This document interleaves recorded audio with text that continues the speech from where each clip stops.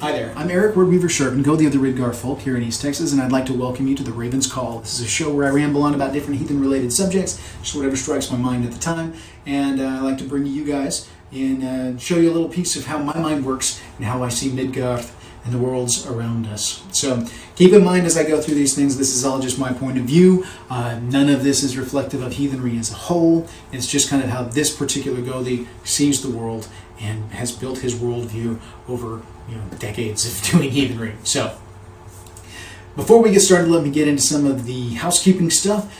Down below you're going to find all kinds of contact information for me. There's my email, there's the Facebook group, there's my Saraha link, which Saraha is a way you can give anonymous comments to me. It's really kind of cool. I've gotten some neat stuff through there, some awesome poetry and whatnot that I really need to share out at some point in time. Plus I've gotten some cool poetry through the email stuff. So I may touch base with some of you guys and figure out how to utilize some of this, and it's just cool. Anyway, make sure you subscribe to the channel, ding the bell for notifications so you don't miss out on anything.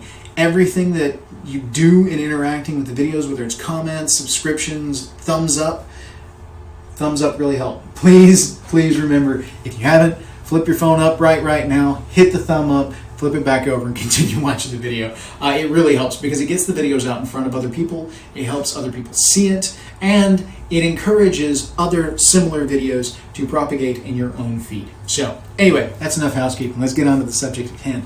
Today's subject comes from the Facebook group. This is something that I have been leery to jump off into because it's kind of a touchy subject.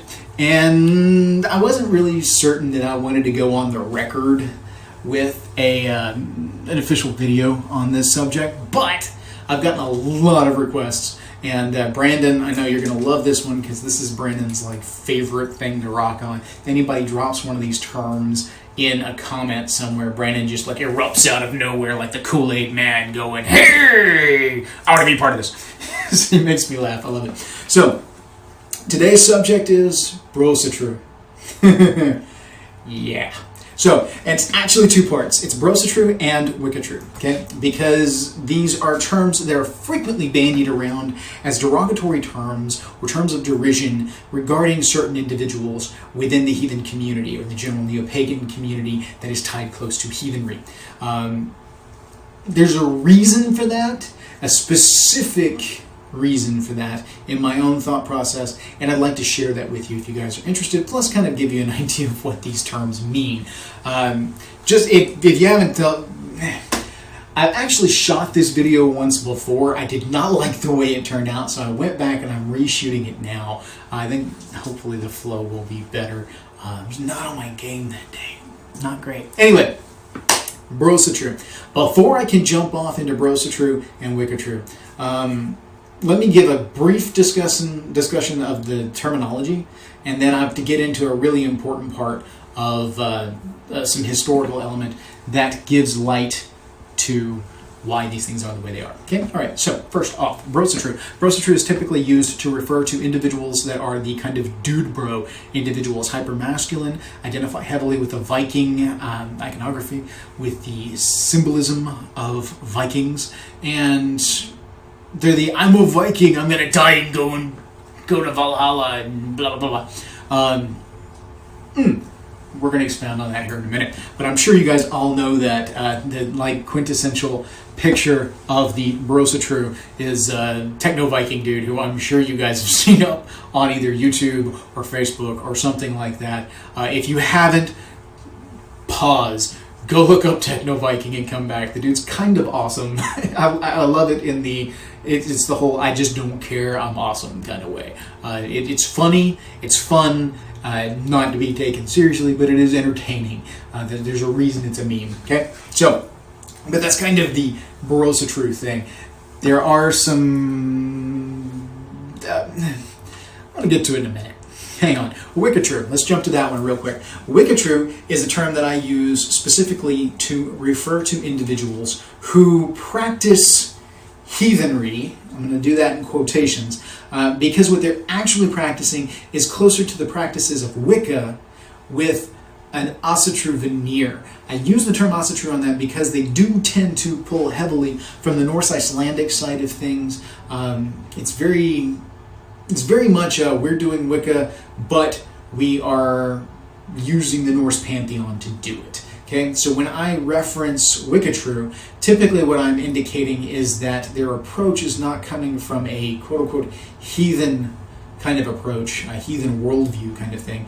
It's a kind of Wiccan worldview looking at Norse heathenry elements. So that in and of itself is not necessarily a bad thing. Not my all, not my call. I don't care how people go about things, but when you're sitting down and having a serious conversation about heathen-related subjects, you don't necessarily want to bring in influences from other neo-pagan realms without being clearly aware of where they're coming from.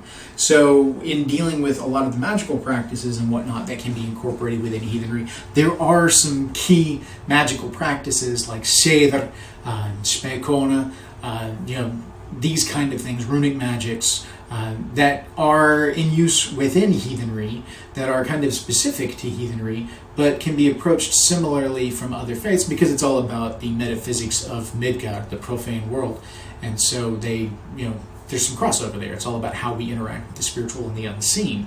But it's not necessarily coming from a heathen worldview of how that works. It's coming from another worldview, but utilizing the icons and imagery of heathenry with only a superficial understanding of those without really delving deep into that. Okay? So that's Brosatru and that's Wickatru. I have no problem with eclectic individuals. I'm somewhat eclectic myself. Everybody that I deal with is their own version of eclectic.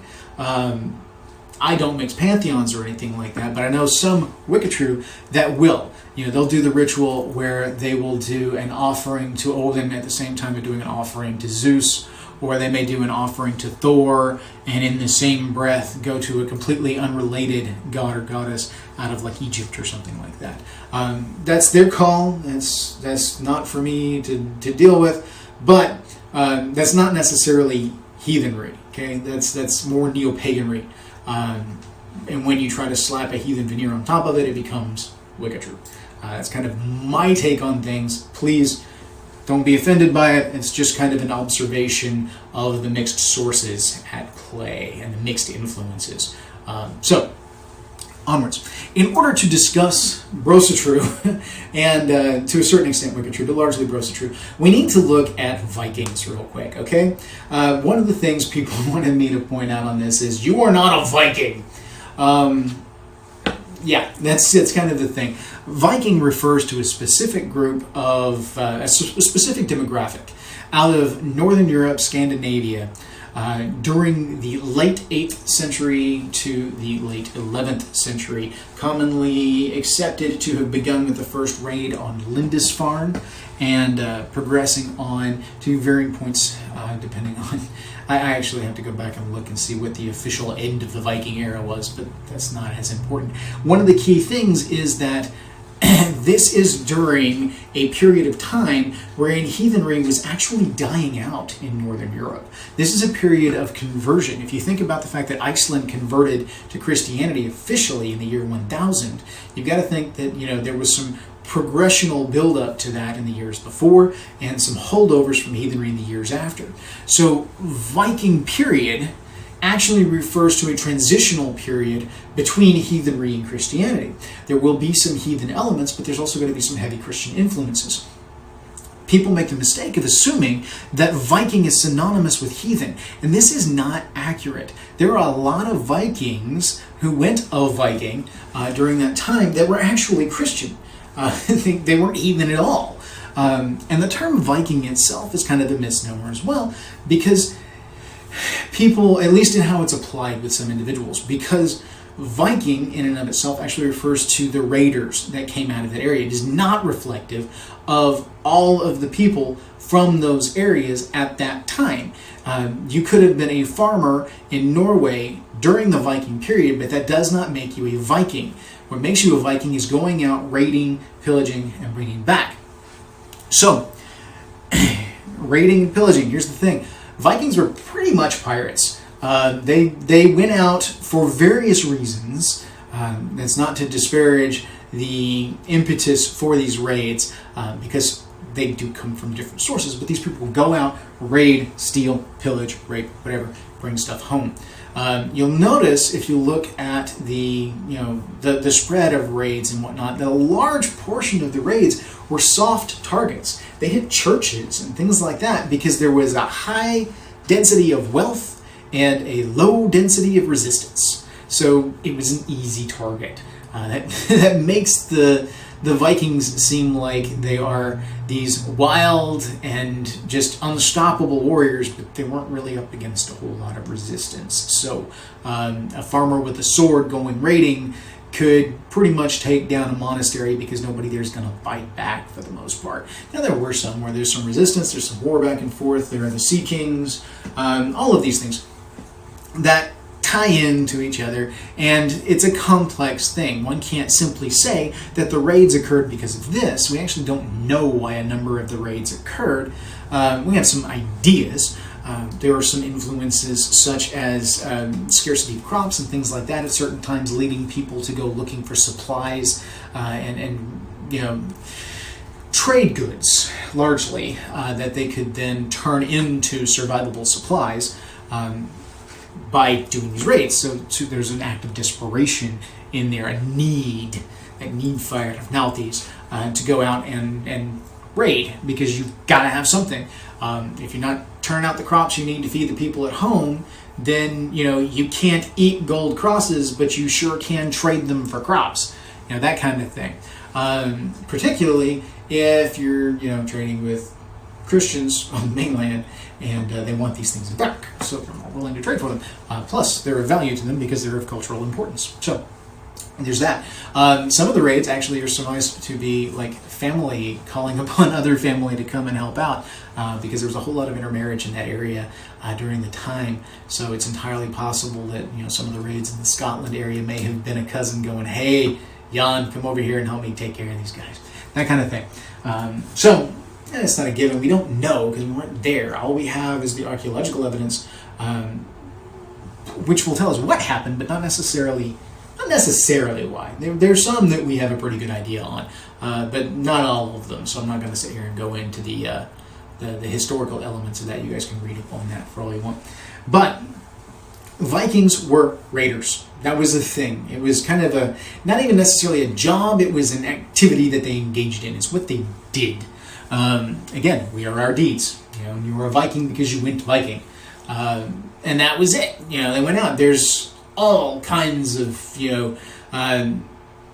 theories on what the appropriate terminology is. Like, you'll see some people pop up and say that Vikings were only people that came out of this very specific area, this very specific bay, because they were referred to as Vikings because of the name of the bay, etc., etc. I don't care. That's not the point. In generality, the term Viking, to get away from arguing the syntax, which is ultimately futile in this point and off point, Vikings were raiders that came out of that specifically Scandinavia area during that era. And so, in essence, no, you are not a Viking because you are not going raiding, you are not burning and pillaging churches, bringing things back for your folks, and selling it on the open market in order to feed your people. You're not a Viking. I know that sucks, but here's the thing, guys. That's the argument. That's why you will see a lot of people online go, "You're not a Viking, quit saying you're a Viking." You want the flip side of that? Here's the flip side of that. Let's talk about the other side of the coin. Much like any figure from history, an archetype forms around the imagery of that specific individual. An archetype in and of itself is an image that is a template built up from psychic energies that we've put onto it, associations that we've given this particular image in general, and they have value. Carl Jung actually built an entire branch of psychology around archetypes, because, and even Odin is in one of his archetypal references, these archetypes are kind of templates by which we operate. You know, there's the archetype, and there are specific archetypes like the chieftain and things like that, but then there are smaller archetypes that have built up over time and through just the common zeitgeist of the era have developed a life of their own. Now, some of the archetypes that aren't necessarily major archetypes but have become so over the ages that you guys will be, I'm going to keep my hair off the microphone, that you guys will be familiar with but not necessarily think of as archetypes will include things like the Viking, the knight, like the old medieval knight, the samurai, ninja, Aztec warriors, to a certain extent, the misconception of Native American across the board. Some of these things have grown up into effective archetypes over time, and they carry the weight of all of that psychic energy that we've put into it. Now, an archetype is that image and that template upon which we place everything.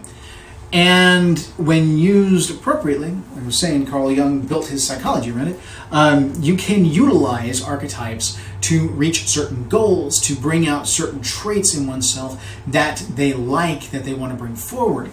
Now, the archetype that has built up around the Viking is historically inaccurate, but you will find that most archetypes are actually historically inaccurate. Let's take, for example, the medieval knight.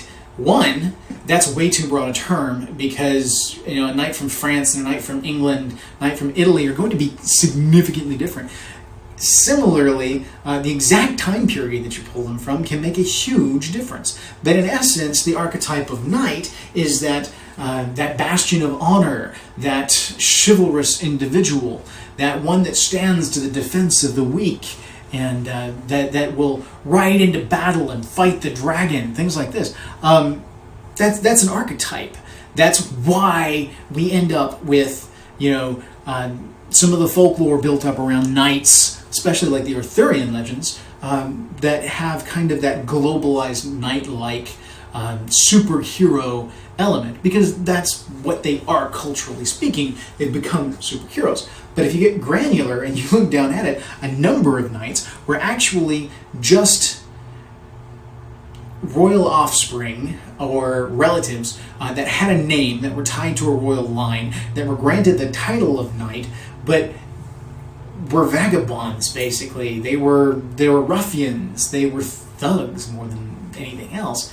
And so similarly, Knights Templar, that is a specific archetype spin-off from the knight in general. And it kind of gives rise to the whole paladin element that you'll see in a lot of games and things like that. A lot of those guys were not the, you know, pious, religious knights that you would assume them to be. A lot of them were power-hungry individuals who utilized the name of the church in order to do violent, dastardly things. Similarly, a lot of knights utilized their station with the crown to do violent, dastardly things. Let's look at samurai real fast. Samurai, Bushido, the way of the sword. You're talking about knights of old Japan.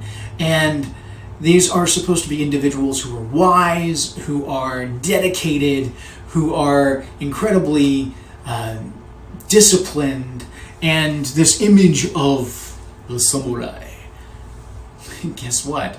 A lot of the samurai were the exact same way.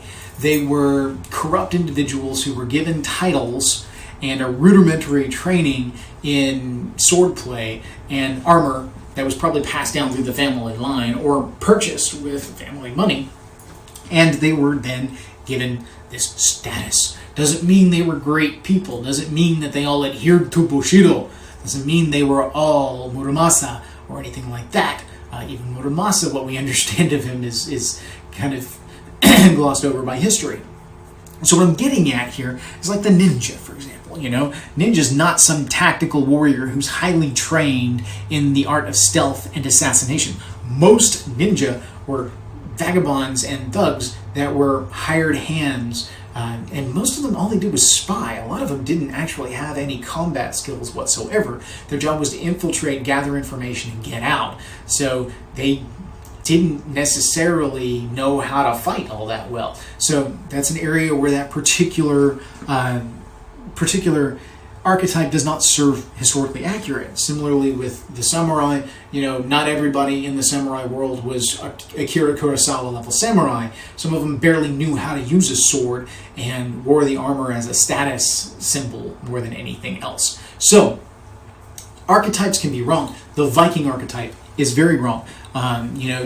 The whole idea of the fur-wearing, sword-wielding warrior caste is not 100% accurate. One, it varied depending on region that you were from as to how they might look and how they might dress, but a lot of them wore things like wools and cloaks and bright colors and loved their jewelry. They were very, very conscious of their physical appearance. It's noted that the Scandinavians at the time were some of the cleanest in all of Europe because they actually bathed versus some of the others that didn't. Now, of course, it wasn't necessarily to the level that was present in, say, the Muslim side of the world or in the Chinese side of the world, but they were still cleaner than most of Europe at the time. It's a relative thing. But the image that we have of the Berserker Viking is not reflective of even a significant portion of the Viking era individuals at that time. They would have dressed as appropriate from their base culture, plus any of the things they picked up from raids that they just happened to like. The image of a Viking is probably a lot closer to just a Scandinavian pirate. If you look at pirates, you'll see the archetype of pirate, which is again not accurate completely, but you'll see a lot of kind of hodgepodge of clothing from things that they've picked up going from here and there. Vikings would have been the same way because they were bringing back all kinds of stuff and be like, hey, I like this cloak, I'm going to put it on. I don't care that it's from Rome, it's mine now. I'm a Viking wearing a legionnaire's cloak. It's possible. It's probable in a lot of ways. So this is what you run into, is that the archetype is inaccurate. Our archetype that we have is fed largely from fantasy writers that have helped to kind of fuel the archetype. Wagner with his operas definitely fueled a lot of the archetype that we have for like the gods and goddesses and for Vikings in general. And then of course there's this need to tack on heathenry to the Vikings because they are Scandinavian in origin, and thusly that was the root. And when you've got to give face to heathenry, it's an easy one to do because it's there, it's already made, you just slap it on that archetype and you go. Because some of the Vikings were heathen, but not all of them. Some of them were in process of transition. Some of them weren't religious at all. It varied from person to person. You can't globalize like that. But in discussing archetypes with relation to Vikings, there is an appropriateness of utilizing the Viking archetype in modern day society to a certain extent. Let me give you an example where Brosatru actually works, okay? And then we're going to get into how Brosatru doesn't work, okay? Brosatru is heavily focused on the archetype which is fueled heavily by the warband. That's probably the one area of Scandinavian society in that time that had the most influence on the Viking outlook, is the war band, the warrior band. And there's an essence of hypermasculinity, of applied force, physical strength, and a sureness, a confidence, and an almost brazen disregard for life in a lot of ways, as far as the warrior element of, I will go in and, it doesn't matter if I die, I'll just go to Valhalla. It is a caricature of the Viking warband, the Viking era warband. I'm not going to say Viking warband because that's not really a thing per se. Out of warbands from cultures that fed into Viking era Vikings, you end up with this kind of caricature that is the Viking archetype. Okay. Now, in modern society, we do have a current warrior caste. These are our armed forces: Army, Navy, Marines, Air Force, all of that. I have mad respect for these people, and I know I said Marines and Navy separately, and that Marines are part of Navy. I'm just rambling off the top of my head, okay? I have mad respect for our armed forces in general, okay?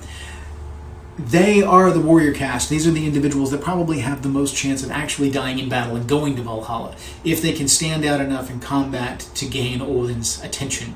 The rest of us sitting at home not fighting are not going to go to Valhalla. That's not how it works. You're not going to go to Valhalla because, you fought against cancer and won. Sorry, that's the straw death that you're fighting, not against war, which is what Odin's looking for in his Einarjar. He's looking for individuals that stand out in war, that are the biggest, the best, the most badass on the field, so that he can stick them in his army and throw the best of the best at what he can against the forces of Ragnarok. So, and in so exploring, we see that the vast majority of human beings on Earth right now are not going to Valhalla. We're not warriors, and that's not the case. Now, if you go back to my afterlife video, you're going to see how I kind of see the afterlife and the appropriateness of all of that. But when it comes to our warrior caste, who actually stand a chance at this because of what they're doing, it is important that they can rally around a single image, a single iconography that can drive them forward and give them kind of a cohesive whole. And it gives them kind of a psychological armor to put on when they go into combat. And this archetype of the warrior pulling forth and animating these warrior elements to an extreme gives them some Superman to put on. It's a Superman's cape that they can run into combat with, and it fuels them, it focuses them, and it gives them something to strive for. That's not inappropriate. That's utilizing psychology to do what you need to do, especially in the hardest arena on Earth, which is warfare. So I'm going to not give them any shit.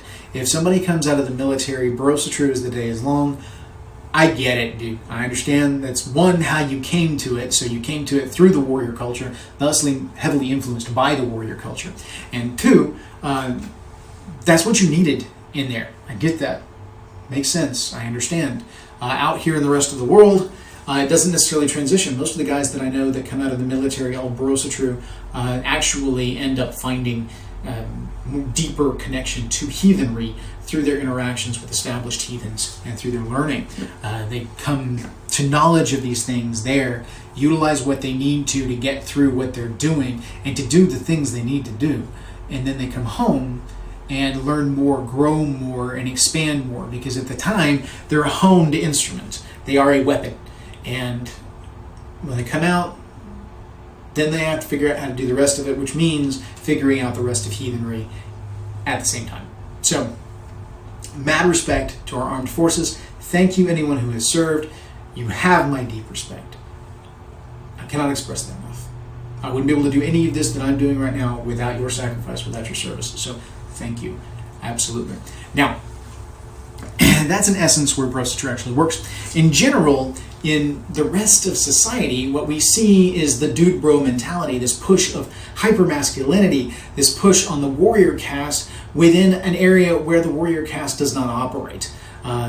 In olden times, the warrior caste was separate, it was wholly separate from society. If you look at like the Vikings, they had their own code of conduct and everything. They were separate from society, but they were hired out to do things, and they did their own thing. If you haven't read on the Vikings, I highly recommend it. Very interesting stories. But what you end up with is a subculture that is set aside from the main culture. And it has to be, because that's the warrior caste, and they need to create a culture that does not function and operate the same as our everyday civilian culture. Not just in military terms, because in olden times it wasn't necessarily a separate military, but there was evidence. If you look into things like Mannerbund, the Herds, the Vikings, things like that, you will see these warrior castes build up and these codes of conduct that they build around themselves to encourage the traits necessary to do what they do.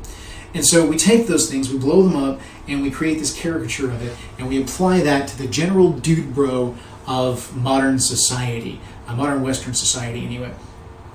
And what you will end up with is a caricature. These guys are very, very superficial typically, because they only learn so much as they need to fuel the image that they're putting out. It's very image-based. You know, a lot of the tacky T-shirts that have the, you know, Viking on them with the whole die in battle and go to Valhalla on it, because that's what that imagery perpetuates. It's born from the warrior caste elements, but misconstrued in the peace world, because we don't have the context of war that they do. So it's misused and taken to extremes by people who have no business taking them to these extremes. So what we end up with are clowns, effectively dressed in Viking garb, stepping up. This is to be separate from like reenactors who are doing something very, very different, based on a lot of like research and things like that. So not giving shit to like SCA and stuff like that. I have respect for what you guys do. It's a little bit different than what the rest of us are doing. Anyway, Dude Bros with an Asatru veneer. That's Brosatru, right? And so these guys come in with no real understanding of the lore, no real understanding of Inengarth, no real understanding of Wiatr and how that works, no real understanding of some of the metaphysical elements that goes in. These are not guys that are going to sit around and discuss the elements of bloat and how to more effectively engage in the gift cycle with the gods, because that's not what it's about to Brosatru. To Brosatru, it's more about the imagery that is associated with. They are Viking, they are heathen because it's cool, not because it's a core intrinsic value and belief in their worldview. So, and that's a generality, keep that in mind. Some guys can actually be really good, strong heathens, but have very Brosatru overtones because of the culture that they came from and the influences that they've had throughout their lives. I find those guys tend to be growing and in process most frequently, and I like to see where they end up. Now, the term is typically used as a term of derision, just like Wickatru is typically used as a term of derision, because both terms inherently include an element of superficiality. There is, you can see how I pull way back to the beginning for the Wickatru thing and below here.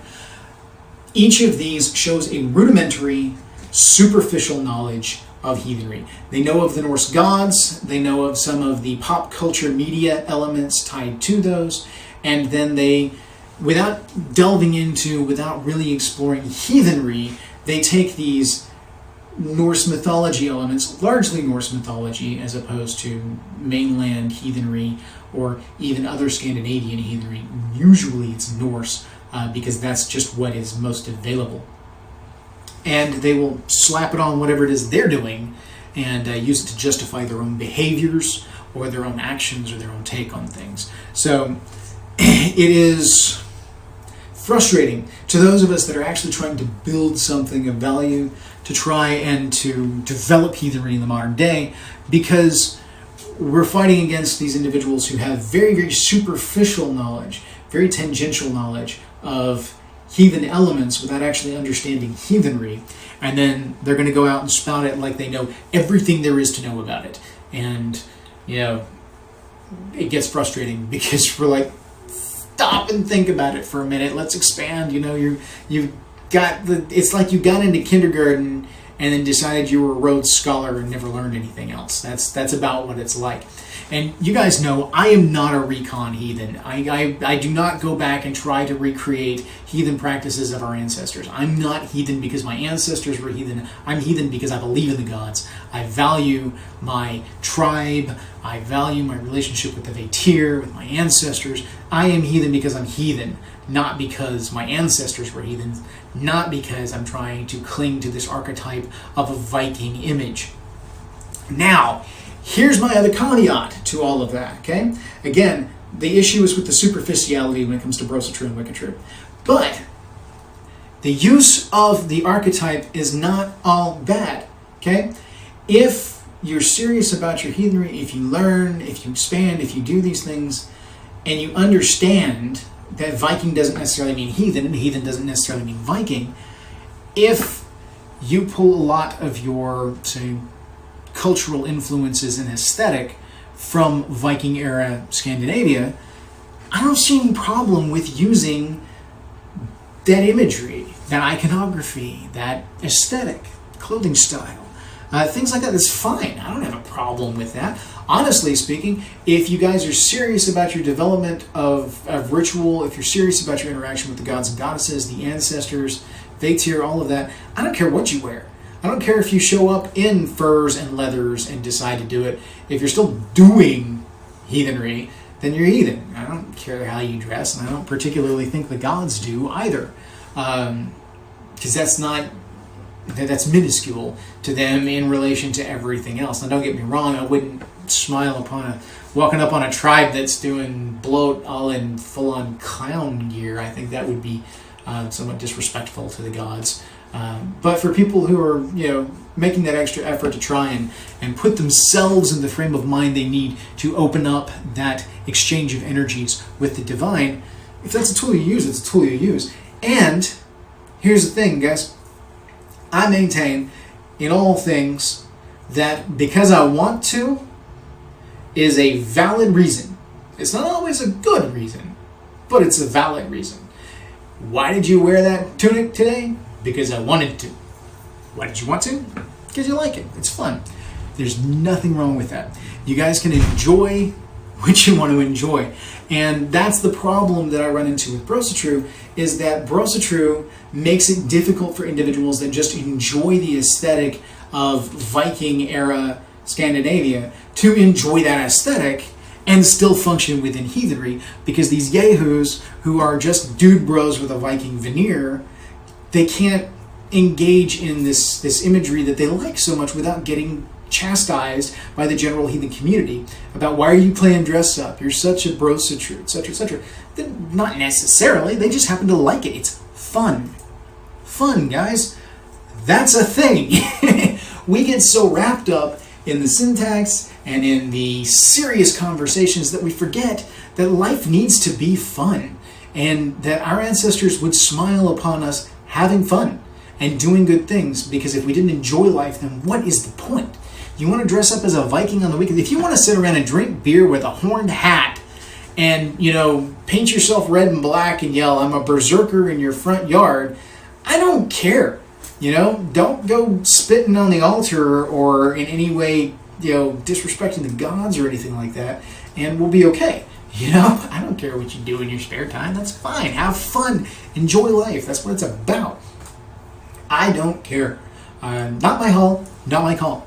The key element is to just have fun with life and enjoy life. So, if you like the imagery of Viking era Scandinavia, cool, go with it.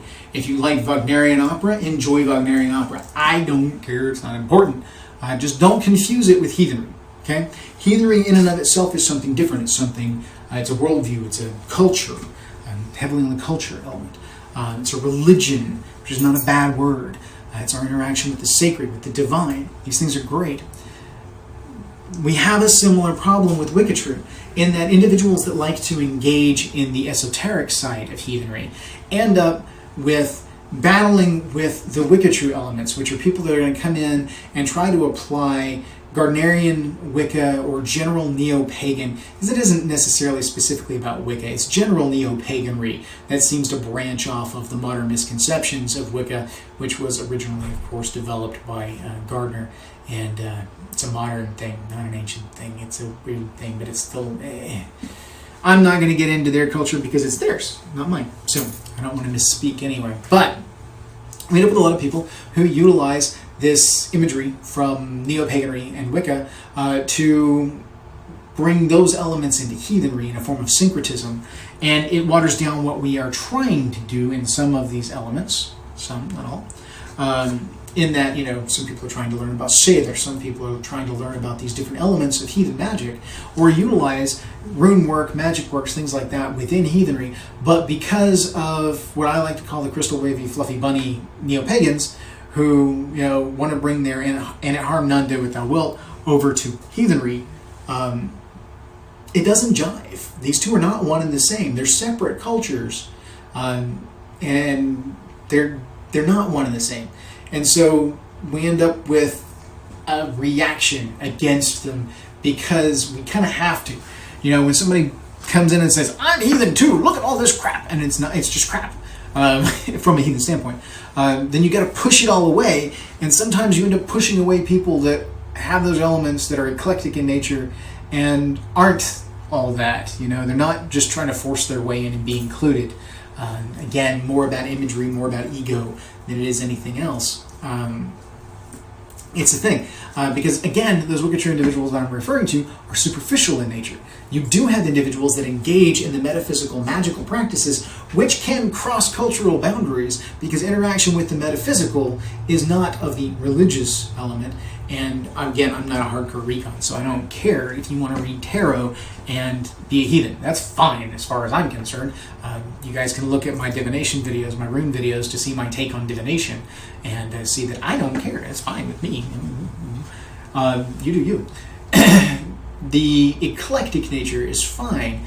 I just don't get into the eclectic element when it comes to the gods, because that's where I'm dedicated and focused on keeping things about my tribe and tribe of the gods. What you do with the rest of your hearth culture, I don't care. Nobody else needs to care. And so there are these people that have very in-depth, developed ideas based on metaphysical interactions with the spiritual and the rest of the mundane world, that can get kind of pushed to the side because of the superficial individuals to whom we tag the term Wickatru, which is why I try to be kind of careful about my use of the term Wickatru. I will usually refer to it, especially with authors, when I'm looking at something that's very visibly a Wiccan core with the heathen veneer. So, there you go, guys. That's my take on Brosatru and Wiccatru. Yes, I use them as terms of derision. It's a thing. I use them specifically about superficial individuals, okay? Just because you like Viking stuff does not mean you're Brosatru. I happen to own some of those goofy t-shirts that say, I got one that says drink mead and praise Odin, because I think it's cool in a tongue-in-cheek kind of way. You know, I think it's funny. I think it's fun. And I'm fine with that. I'm not trying to say, this is my heathenry, I'm a drinking bro heathen kind of thing. No, I'm me. You guys see my channel. And I own a couple of those shirts. Just simply because I think they're cool looking. I think they're fun. And there's nothing wrong with fun. You know, there's a time for serious and there's a time for fun. You guys see a lot of my serious on the channel because that's what this is about largely. But there's a time for fun too. I'm a complete and total dork about things at home. And that's a thing, you know? So, I use it specifically when I'm referring to superficial elements and individuals that need to be kind of called out on their superficiality so that we recognize the division between those that are serious and those that are superficial. Like if you guys are watching the Vikings TV show, that thing is horribly inaccurate, but it's fun. I watch it because it's fun. It is horribly inaccurate. Like the way they dress, totally not how Viking era individuals dressed. Ragnar Lothbrok, there's actually debate as to whether or not he even existed. The sons of Ragnar are thought of, it's entirely possible that they're actually unrelated individuals who were kind of tagged on as sons of Ragnar in order to give them a kind of semi-divine lineage, to pull us back to that kind of legendary figure. That was like a semi-divine, not actually divine. That would be like tying them to the Volsungs, which there is actually one of them that's supposedly tied to the Volsungs. Sigurd Snakeeye, I think, is the one, Aslog's kid, who is said to be a descendant of, you know, the Volsung line, Sigurd Volsung, which was of a divine lineage. So, there are, and even then, that's all stuff that was likely added on years later, just because, you know, they're trying to build these legends, to build these images of these individuals. And so that's what we've got. You know, you've got this whole grand scheme of image, of, you know, archetypes and things like that. Vikings is a horrible show for accuracy, a lot of fun to watch. It's kind of like watching Spartacus, Blood in the Sand, and expecting that to be actually reflective of that era. And actually, in a lot of ways, that one was more accurate for its respective era than Vikings is for its own. Vikings is horrible when it comes to accuracy. I actually started watching it and then turned it off because I was ticked off at all of the inaccuracies. And then I went back and rewatched it and just kind of took the blinders off and was like, okay, I'll have fun. And I enjoyed the snot out of it. I enjoy it. It's kind of like watching Game of Thrones and then bitching because it's not accurate to medieval England kind of thing. It's like, it's not medieval England. Shut up. Vikings is a TV show. Unfortunately, they aired on the History Channel, which is probably the least historical channel to ever exist. It's horrible. I love the channel and I hate the channel at the same time because they just post, they show some absolute drivel. Anyway, that's kind of a breakdown. One, you're not a Viking, but you can use the Viking ideology and be, I'm a Viking in essence, in metaphorical sense, to try and bring out some of those elements. But keep in mind, a lot of that's inaccurate. It's hyper-masculine. And when I say hyper-masculinity, what I mean is it takes the elements that we see as masculine within that culture and then blows them way out of proportion, thusly making an individual an actual caricature of a man as opposed to actually be manly in nature, or similarly with womanly in some of the Valkyrie and Shield Maiden elements. It's a thing. It's superficial. It's got limited understanding in general. Same thing with Brosatru, same thing with Wickatru. So that's kind of how I stand. I have rambled on way too long on this subject, guys. I hope this was, what some of you guys are looking for. I guarantee you those individuals that probably needed to hear this most didn't watch all of this video. If you did, kudos for you. Hopefully this opened your eyes a little bit. For the rest of you guys that just stuck around to see me rant and rave about Brosatru and Wiccatru, you guys are awesome. Thank you guys. This one was a Facebook group request, so send in more of those and I will do more videos based on those subjects for the channel. I like that kind of feedback. I like to give you guys kind of what you're looking for. It may not always be the point of view that you expect it to be or that you want it to be, but this is me. I'm very middle of the road. It's even with the Wickatru thing that you will see that I'm kind of middle of the road on it too. There's a side of it that is superficial, and there's a side of it that is serious people that are unfortunately getting swept up with it, and even Brosatru has applicable points, such as with our armed forces. So go with that, do what you will. Hope this video was of some interest to you. I don't think it's really necessarily going to be of any growth help for the vast majority of people who actually watch it, because most of you guys don't fall in those categories to begin with. But hopefully you found it at least entertaining for a little while. So, hail to you all. Thank you guys for watching. May your ancestors smile on you.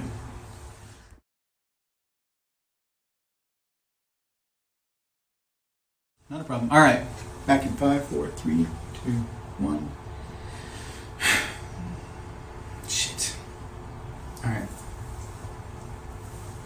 Find a good cutting point and let's jump back in. We'll go back to the specific archetypes. Okay, here we go. In 5, 4, 3, 2. All right, we're going to pause. We're going to turn back. All right. Son of a... All right, I have a lot of emails to go through, apparently. All right. Holy crap. All these, I should put it on like airplane mode. All right. We're back in 5, 4. Wickatru, Brosatru, take 3. Cut the Wickatru aspect and jump straight to the tail end of Brosatru. Okay, now 3, 2, 1, let's jam. Now before we get off of Brosatru, there's one thing that I do want to touch on, because there is a point in time where Brosatru's kind of appropriate. Okay? Shit. He's really going to scrape that right outside my window as I'm recording. You see what I live with? You see what I deal with? Blooper reel. Anyway, here we go.